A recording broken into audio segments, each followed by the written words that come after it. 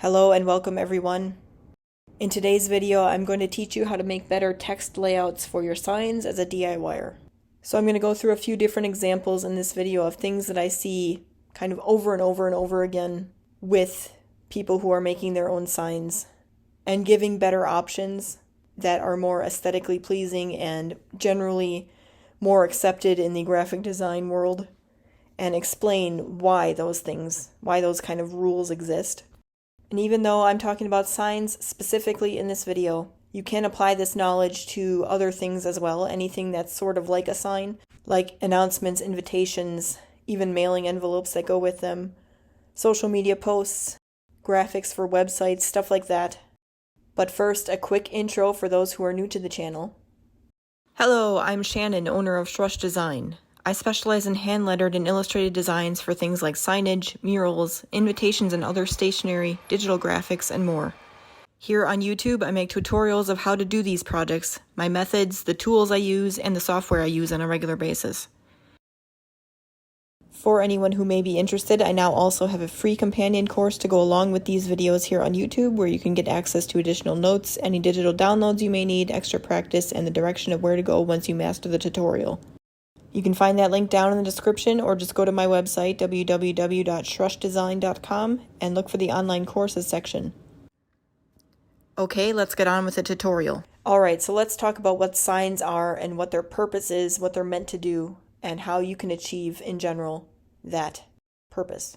In short, signs are meant to convey important information very quickly. So number one overall rule is things should be very easy to read, and the wording should be clear and concise. Another thing is, signs typically are meant to draw people in, so they should be attention-grabbing in some way with the most important parts of the sign, and then bring people in to read the rest of the details that they need to know. So there should be some kind of hierarchy with the text that you're using within the words that you're using, and also there should be some kind of contrast with those most important words that are higher in the hierarchy. Now, as a side note, you can do all you could possibly do to signs and make them visually appealing, attention-grabbing, and there are just some people that will not read your signs no matter what. That's not a you problem, that's a them problem. However, this video is meant to help you make signs that will bring some of those people that are in the stubborn, I don't want to read your stupid sign category into the, ooh, this might be important, I should read it category. So for the first two examples, we're going to talk about using script text. So let me define that real quick.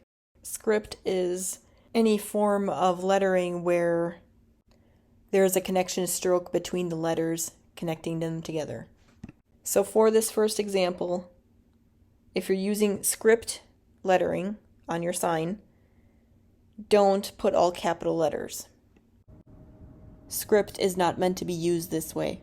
And another thing with script, now this is something I see most often with people using a Cricut and Cricut Design Space. Trust me, I have plenty of gripes about Cricut. Actually, that's the next video that's coming out next week. We're going to talk about that. But just to keep this simple on this one. So this is what I see a lot.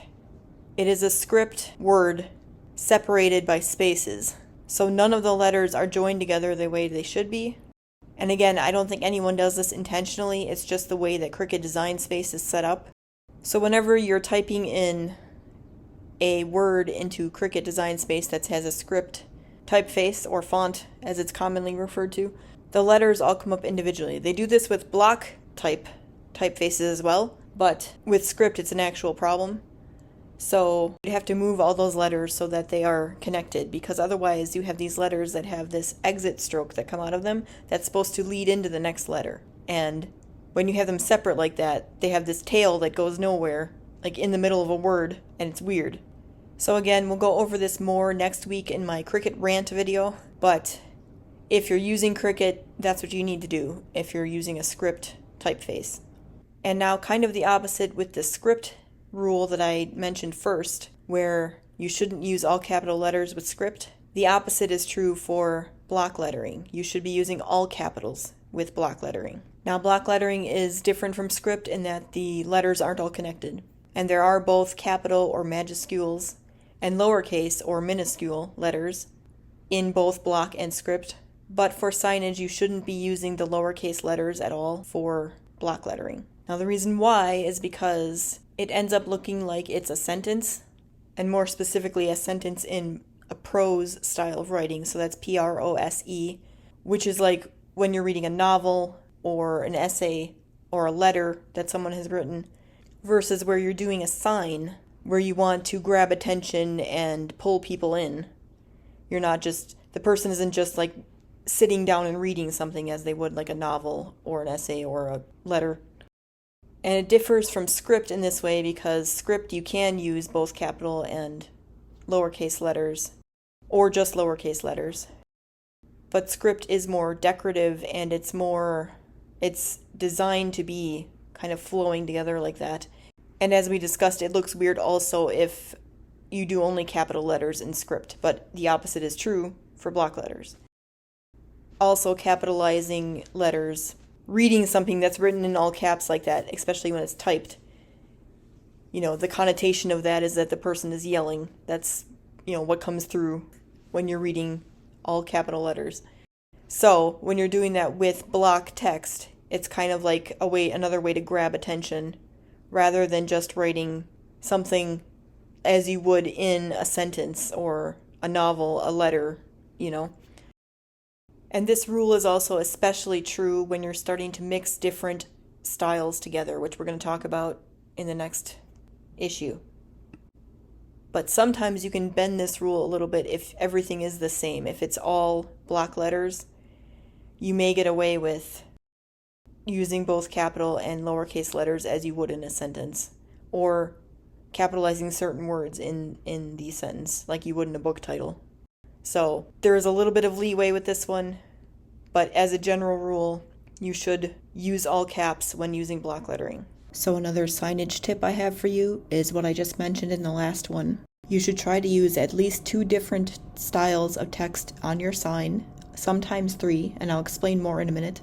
But this is one way that you can help establish that hierarchy or contrast that I talked about in the intro of this video. So you can do just one type of style. As I said, it's a little more visually pleasing if you use at least 2 different types, 2 or 3. 3 is a little bit pushing it. Anything more than that, you have to be really a professional to know what you're doing, because otherwise it's just going to look like chaos. But I would say at least 2 different if possible, and then maybe 3 if, for instance, one of your types is the same as another type in the sign, but the second one that you make is a little more accentuated with different things, like you use different color, or you make it bigger, or you outline it a different way. Those are technically different types. So something I didn't mention yet in this video, within the block lettering category there is serif and sans serif block lettering. So serif letters have little kind of ticks on the end points of the letter, where the stroke begins and ends. There's just these extra little kind of decorative things that go on top. So those are called serifs, and they come in different shapes, but no matter the shape, those are all serif style typefaces. And anything that doesn't have serifs on it is sans serif, and sans means without, so without serifs. So again, when you're mixing different types of text within your sign, you can use technically 2 different types of block lettering, where there's serif or sans serif, and then you can add script to that too, and then you get all 3. Or, like I said before, you can use 2 different types of like a sans serif block letter, like a basic block letter, but then do something special to the other one, so that's technically a little different.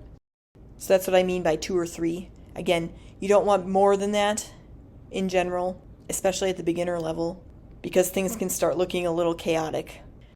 So another common thing I see, and this I think still has to maybe do something with Cricut, or depending on what cutting machine you're using, if you have enough room to be making things bigger on your sign. But my point is, if you have a large surface that you're putting something on, you need to fill that space.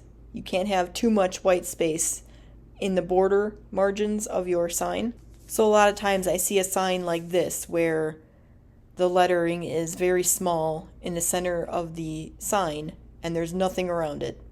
So to improve this, you either need to make the text bigger, the whole design that you have there, or you have to put something around the border, whether it's like a decorative border, or you can, drawing different illustrations like florals or whatever you want to do, leaves.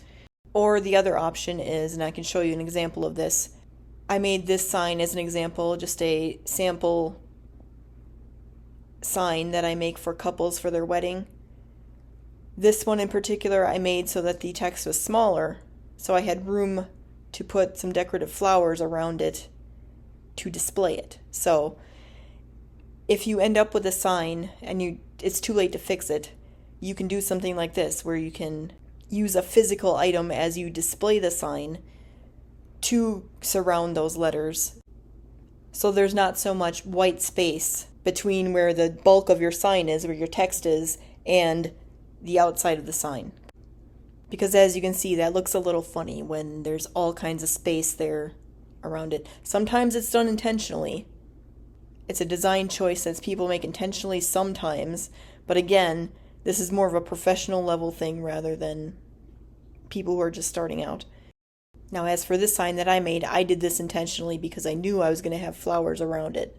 So, if you know you're going to have flowers around it, then you should make your text smaller so that it's not going to be covered up by the flowers. Okay, another thing. This is another topic that I need to delve into deeper in a different video, but your sign should be easy to see. We mentioned that earlier in the video when I talked about what a purpose of a sign is. Clear, concise, easy to read. So one of the way I see these signs being not easy to read often is using a poor color scheme for the environment the sign is going to be in. Basically, it comes down to contrast. So if you have a dark sign or a dark environment, you should have lighter writing in general. I suggest using white for light writing and black for dark writing as a beginner. When you start delving into other colors, it gets more complicated. So obviously, if you're using a lighter background sign, something darker would work better. Again, I suggest black, but don't use white on a light background for sure.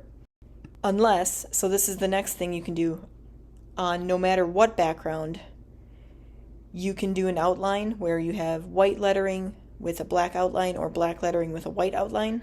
This will work universally with basically every type of sign, even the transparent ones like the acrylic or glass or something like that you're using. However, even with the acrylic and glass, I would suggest having the black outline with white lettering rather than the other way around, because the white will kind of blend in with the transparency, so you're not going to see the outline anyway. But also keep in mind with the transparent signs, it matters what you're putting the sign in front of. So if it's out in the open and like you just got kind of a background of whatever is kind of in the distance, that's different than having it in front of like a dark wall or some kind of backdrop or something.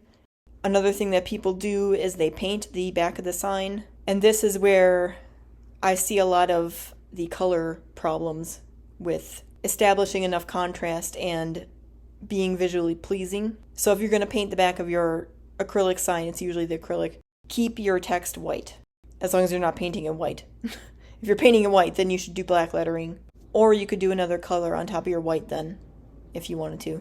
But if you're doing a colored background, no matter what color you're doing, and you're choosing another color for your text that's not white or black, that's when I see a lot of the problems with contrast or having colors that go together, especially if you're using paint for the background and then like vinyl for the text.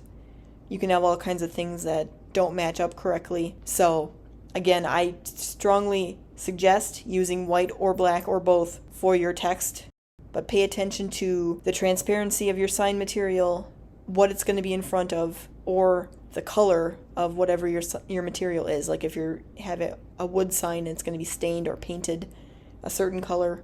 Often with those, using white is the best option. But if you're using a lighter stain or paint, black would be better in that case.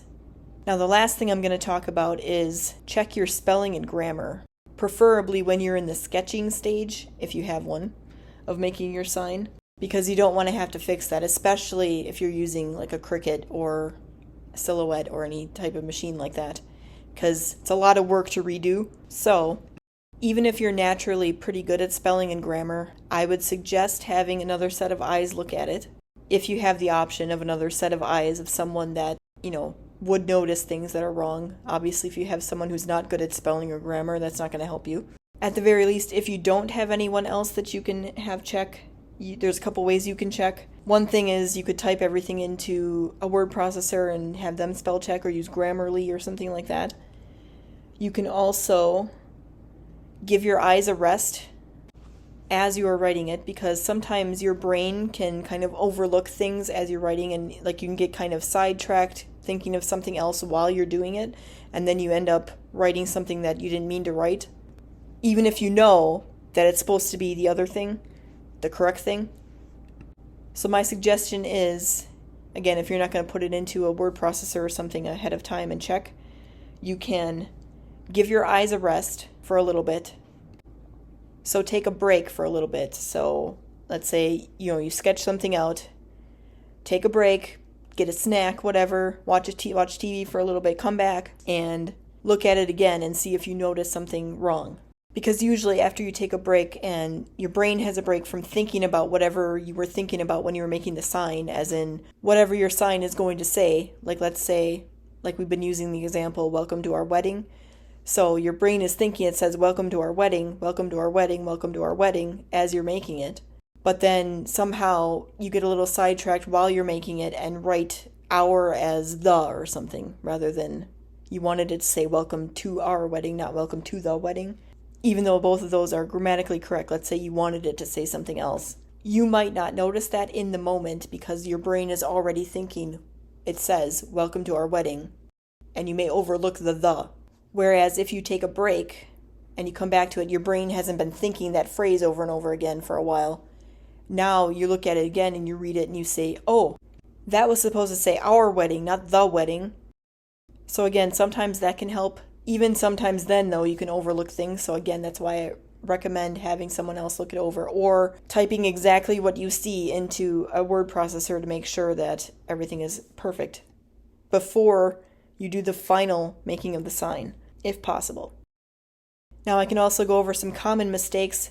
I feel like a lot of people have heard this one, but I think there are still a lot of people who haven't. Something you're going to encounter more often when making signs, especially if you're talking about for like a wedding or for a gift for someone's wedding. Last name pluralizations. Never use an apostrophe. Apostrophe is meant to show ownership, possession over something, or it indicates taking out letters, like in a contraction, like cannot is can't. So when you're pluralizing something, so like the Smiths or something like that, you don't write the SMITH apostrophe S. It's SMITHS in that case. Now, because English is so weird, we have different ways to pluralize things. If the name ends in S, SH, CH, X, or Z, you would add an ES. Everything else you would add an S to. And a lot of the problem comes from when you add ES, I think people don't like the way it looks. Like for instance, like the Joneses. So people end up adding an apostrophe instead. And that's not grammatically correct. So a way you can get around that is, if you don't want to put the Joneses or the Lopezes or something like that, you could do the Jones family or the Lopez family, or Mr. and Mrs. Jones, or Mr. and Mrs. Lopez, or Mrs. and Mrs. or whoever, or the Jones household, or the Lopez household or whatever, instead, something like that, instead of putting the apostrophe S. So another common one, or ones, the most common one is your and your. So your, Y-O-U-R, is the possessive pronoun. So that's your dog, that's your chair, that's your house.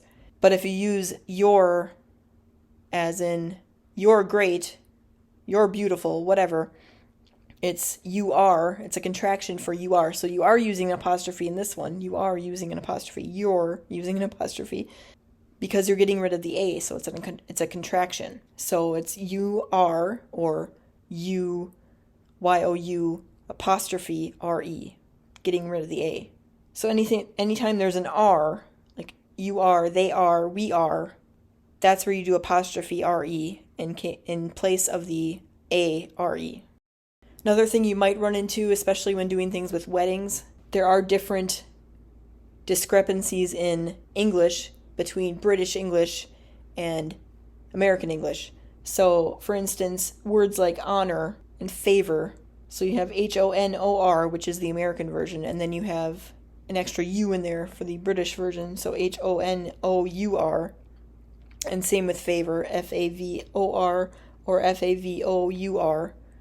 And there's other words that this applies to as well. If you're doing a formal setting, you're supposed to use the British, the English that English started out with, not the Americanized version. And I'm an American saying that.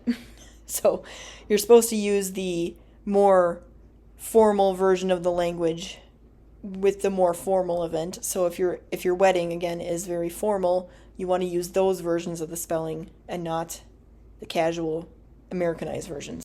Now, there's many other spelling errors in the world out there that drive me nuts. I don't know if they drive you nuts as much as me. But I can't go over all of them in this video. I mean, if you want to leave your favorite in the comments or your least favorite in the comments of like what you can't stand when people don't spell correctly, go ahead and put them down there. I'll tell you what mine is. It's lose and loose. Lose is L-O-S-E, not two O's. Loose is L-O-O-S-E. But I don't know how often you're going to encounter that making signs, unless your quote has lose or loose in it. But anyway, check as much as possible to make sure you don't have any spelling or grammar issues before you make your sign if possible. Another tip that I forgot to say, you can check, because there's homophones that sound the same, like your and your. You can look up the definition on Google or any other search engine or the dictionary and make sure you're using the right version of the word. So if you're not sure which version is the correct spelling for which type, you can look up the definition and make sure that it's the right word you're supposed to be using. Alright everyone, that's it for this video, but heads up, I've still got some bonus footage and sneak peeks coming up shortly. First of all though, I want to thank you, yes you, for watching this video. I do really appreciate it. If you appreciate me back, the best way to show me is to use those buttons on YouTube. Subscribe is the best one, but the other ones work great too. Always check the video description for any updates, announcements, and any relevant links you may need. These are my official social media accounts and other channels for you to check out. Don't fall for any scams or imitations. All of these are linked in the description and also on my website, www.shrushdesign.com as well. Now here's that bonus footage I promised. Okay, for the bonus footage, I just want to go over a few examples that I have. This first one is the first Halloween mural I ever made back in 2021, and basically my first attempt at doing anything like this. Now, one of my criticisms of my mural was that Happy Halloween was too small in the middle, which is one of my tips that I had in this video, was to make your design big enough to fill the whole space of whatever you are drawing on. Obviously I have other things around the lettering, but it still wasn't, full on the window. So this was the Halloween mural last year, 2022. You can see that I improved that. I was much happier with this one, especially that center window there. And as you can see, I used two different type of lettering. They're both technically block letters, I guess technically. The top ones are kind of a hybrid, script and block. And I kind of got away with stretching that rule about not doing all capital letters in script because it's a hybrid, not really a script. So it doesn't look as funny as if it were an actual script, like more of a formal script trying to write on all caps. That would have looked really weird. This sign was another Halloween sign I did for last year, and I used basically kind of another hybrid block and script there for trick or treat. More block than script, I would say. It was kind of more of a flourished block. And then the bottom is a block ghost lettering. But you can see, using different colors, different types of styles to kind of draw attention, which was the whole purpose of the sign, because I put this out for my trick or treat, because sometimes it's hard to tell how to get to my front door in my house, so I put a little sign out there so people would know where to go. This next project was something I did last Halloween as well, 2022, as just an exercise for me to make a menu board that was Halloween themed. This was actually one of 5 signs. This is the first one. The logo on top there, the Creepy Cadaver'n, technically made of 3 different types of lettering. The is a script. Creepy and Cadaver'n are both block letters, maybe more of a hybrid, but both a little bit different from each other, and different colors and everything like that. And then the rest of it, you see I did that ghost lettering again, and the red color. Those both were to show that those are things that are like the puns on the sign, like the Halloween puns. Some of them much better than others, of course. So I actually did use more than 3 on this sign, 3 types, but I tried to keep the chaos to a minimum. Okay, this next one is a chalk art festival I did last month, actually. But this one basically is made of script and then a slightly fancier script on the bottom there for A Beautiful Life. And then all of the block letters are slightly different from each other as well. And of course, lots of different color going on. But you can see the visual interest when you kind of mix up the script and the block letters together. This next one, it's a little crooked, the picture is, but this is a sign I have up near our front door. Kind of joke around that we live in Bushwood Country Club from Caddyshack because we live off a golf course. So it's just kind of a entrance to anyone who's walking in the house, like, oh, this is the Bushwood Country Club. But anyway, I made this actually a while ago, all script, so it's not, a mix of things. But you can see that all the script is, other than the first letters of each word, all of it is lowercase, so it's not all in uppercase or capital or majuscule. So this one is not a sign or a mural, but it applies to this as well. So this is a holiday card I made last year, and I just wanted to show the, again, mix of block lettering and script lettering. Now the sweet part is a little bit, fancier because it's got little frosting and sprinkles on it. There is a gingerbread man on the front of the card, by the way. But again, you can see how you can incorporate different styles into your layouts. Next, I have a collection of the signage I made last year for the holidays. All of them have that mix of both script and block lettering, and there's some, minor differences between some of the script and some of the block lettering on the signs. And here is one more sign I made. This one wasn't included in that one because I made it after that video came out, but it's another version. A little bit different things you can do with the block lettering on drink there. This next one is my pantry mural that I did for my basement pantry. I do have a video about this, but I'm actually going to be doing part 2 coming up soon. I'm going to be doing more of a border around this. But as for the lettering part of it, you can see, again, block lettering and script.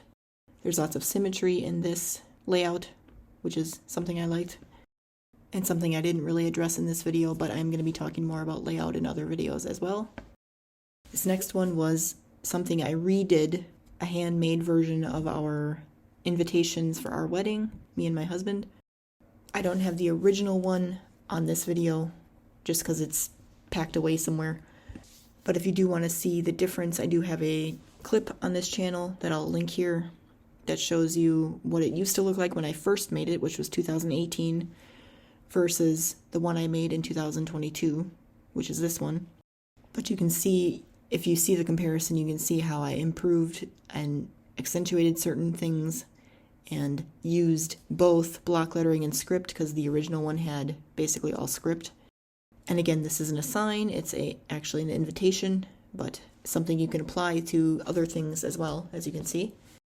This next one is the logo I made for our wedding, and this is something I made back in 2018.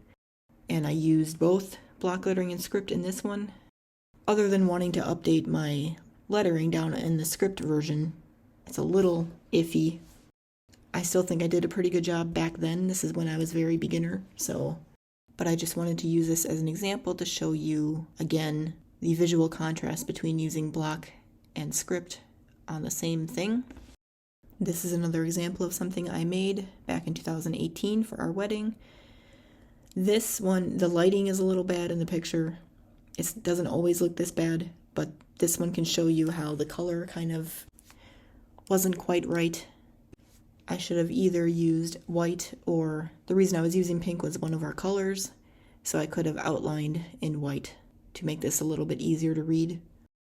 Or used a different background in the background too, because that was just like scrapbook paper that I put on the back of the shadow box.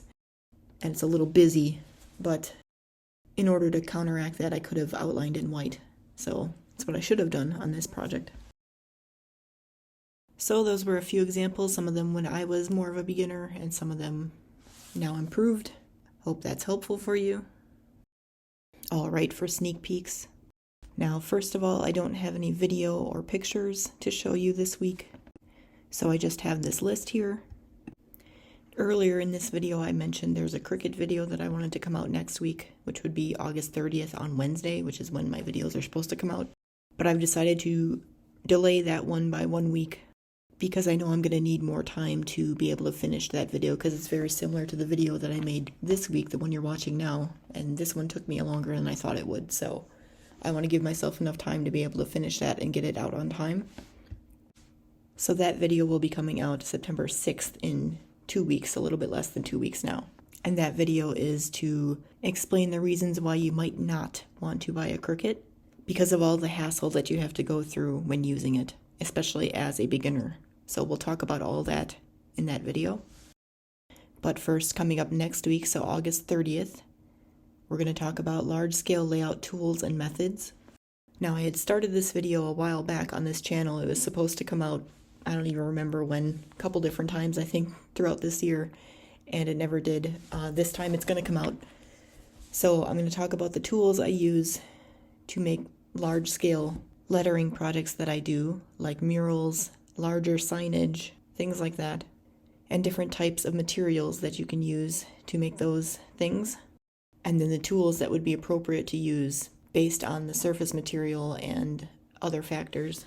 So we'll talk about that, plus the methods you're going to use to transfer your designs. And then, like I said, September 6th is going to be that Cricut video. And then September 13th, I'm going to be adding on to my Pantry mural, as I mentioned in the bonus footage. So that video will come out September 13th. As far as my Procreate series goes, now I do have one more Procreate for beginners video that's supposed to come out. It's the miscellaneous video. I had some technical difficulties getting that one done, so I'm going to have to kind of redo parts of it or even all of it. I'm not sure. Haven't had a chance to do it yet, so trying to get that done ASAP, get that out. As for the animation videos that I'm doing right now, I don't actually want to do any more right now because September 8th, I believe it is, Procreate is going to be announcing an update to what they're doing, and I'm not sure exactly what that is, but I think it has something to do with animation or motion or something like that. So I don't want to do any more animation videos because I might need to redo all of them anyway, because there might be something drastically changed about animation and the way you do it on Procreate. So I don't want to keep doing those videos right now until I know what's going on and until that update comes out. So I'm not going to continue my animation series yet on Procreate, but that'll be coming up soon anyway to figure out exactly what's going on. So we'll see in a couple weeks, what's going on there. So I'm going to pause Procreate other than my miscellaneous video is going to come out. I might have things on my miscellaneous video that may be wrong too. I'm not sure, but there's going to be other ones from the past that I've made that I'm probably going to have to redo a little bit anyway. So that's fine, but I don't want to redo too much of it, especially because I think it has something to do with animation or motion. So that's why I'm not continuing that series right now. Other than that, I do have a lot of Halloween projects coming up now because Halloween and Christmas are busy times for a lot of us, including me. So I'm going to be getting a head start on a lot of those projects, and especially the Halloween ones right now.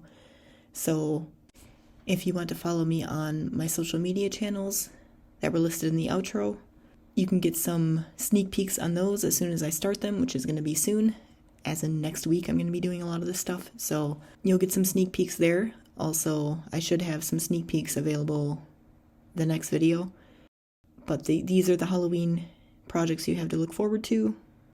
Again, I'm going to be doing another Halloween window mural on my front window. I might do, if I have time, I might do some other windows in the house as well this year.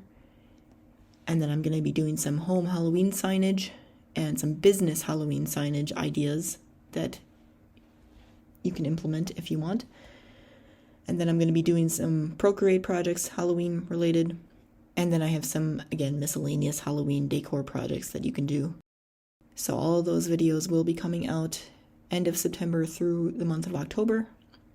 And then, of course, in December, we've got some holiday-related videos coming out as well.